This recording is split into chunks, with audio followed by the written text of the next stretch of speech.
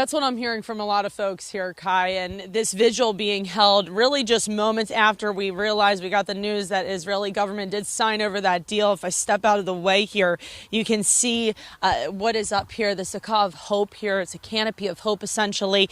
And this is the same congregation that have been doing those weekly marches we've been telling you about, the Run for Their Lives. They say they're going to continue doing those marches and hold vigils until all hostages are brought home.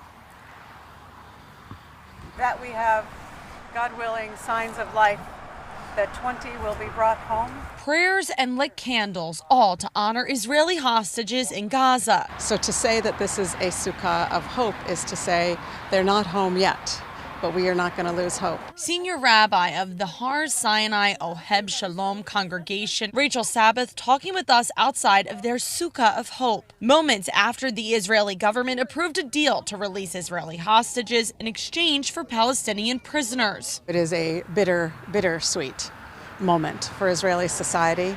There are, of course, the families of the victims who were murdered by those terrorists who are now being released, that are obviously have very mixed feelings. That the peace agreement got signed and that the possibility that these brothers and sisters of ours are coming home brings a great sense of relief. An agreement that Prince George's County resident Saeed, who has most of his family in Gaza, is cautiously optimistic about. Anytime our family has the ability to not worry when they go to sleep if the sound that they hear is the start of their death, I invite that. Saeed says he has lost more than 120 family members in Gaza over the last 2 years, and he isn't the only Marylander to lose loved ones. These photos coming to us from the CARE office in Maryland showing Palestinians who were killed during the war, all of which CARE says have family here in Maryland. Unfortunately, with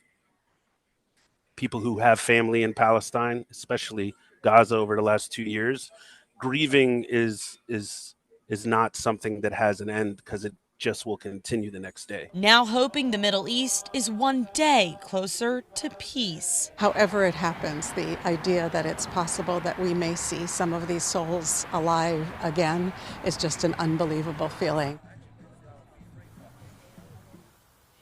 Just a lot of emotions really throughout the day today. And we can tell you that the Run for Their Lives group, they tell me that they do continue to plan on marching, but they are hopeful that this Sunday will be their last march for the Israeli hostages. Live in Northwest Baltimore tonight, I'm Tori Yorgi for WBAL TV 11 News.